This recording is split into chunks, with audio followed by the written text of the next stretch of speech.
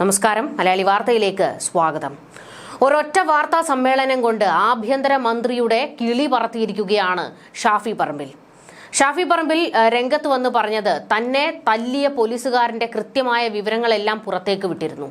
എന്നാൽ ഷാഫി പറമ്പിൽ പറഞ്ഞത് പച്ചക്കള്ളമാണ് എന്ന് പറഞ്ഞുകൊണ്ട് പോലീസിലെ ചില ഉന്നതരും അതുപോലെ തന്നെ മുഖ്യമന്ത്രിയുമായി ബന്ധപ്പെട്ടവരും രംഗത്തേക്ക് വന്നിരുന്നു.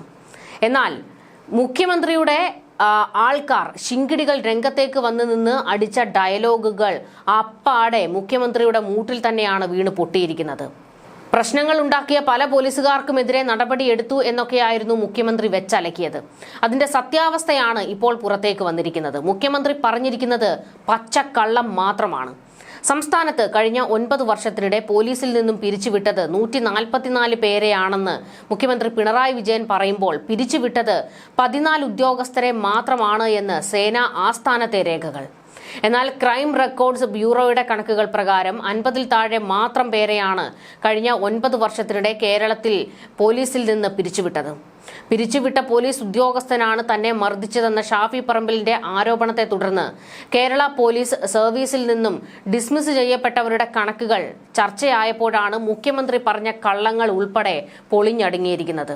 തന്നെ പേരാമ്പ്രയിൽ ആക്രമിച്ചത് ലൈംഗിക പീഡന കേസിലെ അന്വേഷണത്തിൽ വീഴ്ച വരുത്തിയതിന് സർവീസിൽ നിന്ന് പിരിച്ചുവിട്ട CI അഭിലാഷ് ഡേവിഡ് എന്ന ചർച്ചയുമായി ഷാഫി പറമ്പിൽ എത്തുമ്പോൾ വെട്ടിലായിരിക്കുന്നത് സർക്കാരും പോലീസും പിന്നെ CPM-ഉം ഒക്കെ തന്നെയാണ്.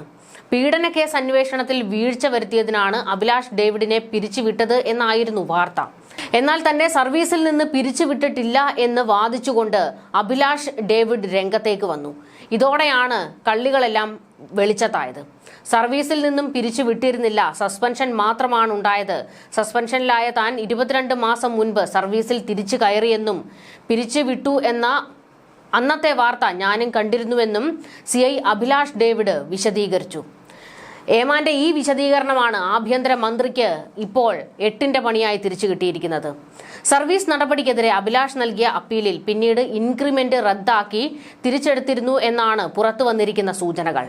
അതിനുശേഷം തിരുവനന്തപുരത്തിന് പുറത്തേക്ക് മാറ്റുകയായിരുന്നു. അതായത് അന്ന് വന്ന പിരിച്ചുവിടൽ വാർത്ത തെറ്റായിരുന്നു. ഇതിനൊപ്പമാണ് കണക്കുകളിലെ വൈരുദ്ധ്യവും ചർച്ചയാകുന്നത്. അച്ചടക്ക നടപടിയുടെ ഭാഗമായി ആഭ്യന്തര വകുപ്പിൽ നിന്നും 144 പോലീസ് ഉദ്യോഗസ്ഥരെ പിരിച്ചുവിട്ടുവെന്ന് മുഖ്യമന്ത്രി പിണറായി വിജയൻ നിയമസഭയിലായിരുന്നു കണക്ക് നിരത്തി പറഞ്ഞത്. എന്നാൽ മുഖ്യമന്ത്രി പറഞ്ഞത് ശുദ്ധ നുണയാണെന്ന് രമേശ് ചെന്നിത്തല തന്നെ അന്ന് ആരോപണം ഉന്നയിച്ചിരുന്നു. മുഖ്യമന്ത്രി ബോധപൂർവം നുണ പറഞ്ഞ് നിയമസഭയെയും ജനങ്ങളെയും തെറ്റിദ്ധരിപ്പിക്കുകയാണ് ചെയ്തത്.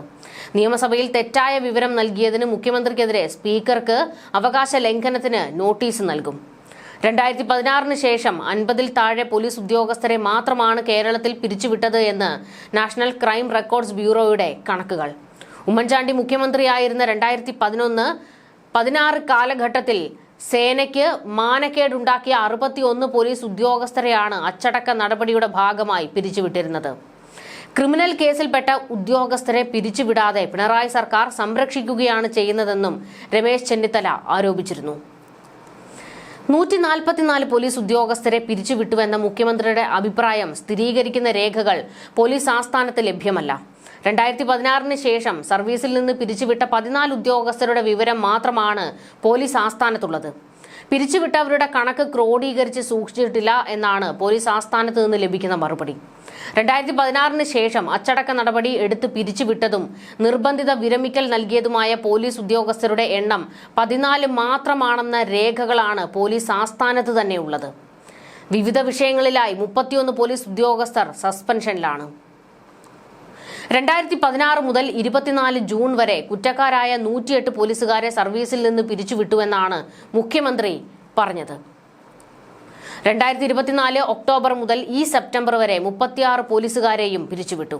അങ്ങനെ മൊത്തം 144 പോലീസുകാരെയാണ് നടപടിയുടെ ഭാഗമായി സേനയിൽ നിന്ന് പിരിച്ചുവിട്ടത് എന്ന കണക്ക് മുഖ്യമന്ത്രിക്ക് എവിടെ നിന്നാണ് കിട്ടിയത് എന്നുള്ളതാണ് ചോദ്യം. ഇത്തരത്തിലൊരു നടപടി കോൺഗ്രസ് ഭരണത്തിൽ ഉണ്ടായിട്ടില്ല. എന്നാൽ ഇത്തരത്തിൽ നടപടിയെടുത്തിട്ടും പോലീസ് അതിക്രമങ്ങൾ തുടർന്നുകൊണ്ടിരിക്കുന്നതാണ് യാഥാർത്ഥ്യം. 6 വർഷത്തിനിടെ ക്രിമിനൽ കേസുകളിൽ പെട്ടത് 828 പോലീസുകാരാണെന്ന് 2 വർഷം മുൻപ് മുഖ്യമന്ത്രി തന്നെയാണ് പറഞ്ഞത്. ജനങ്ങളോടും നിയമ സംവിധാനങ്ങളോടും പ്രതിബദ്ധത കാണിക്കാത്ത ക്രിമിനൽ സ്വഭാവം കാണിക്കുന്ന ഒരു പോലീസുകാരനെയും സർവീസിൽ തുടരാൻ അനുവദിക്കില്ല എന്ന് മുഖ്യമന്ത്രി ഗീർവാണമടിച്ചതാണ്. പോലീസ് യൂണിഫോം ദുരുപയോഗിക്കുന്നത് കർശനമായി തടയുമെന്നും പിണറായി പറഞ്ഞിരുന്നു. എന്നിട്ട് എന്താണ് സംഭവിച്ചത്? ഈ ഗുണ്ടാ പോലീസുകാർക്കും ക്രിമിനൽ പോലീസുകാർക്കും ഒത്താശ ചെയ്തു കൊടുക്കുകയാണ് മുഖ്യമന്ത്രി ചെയ്യുന്നത്.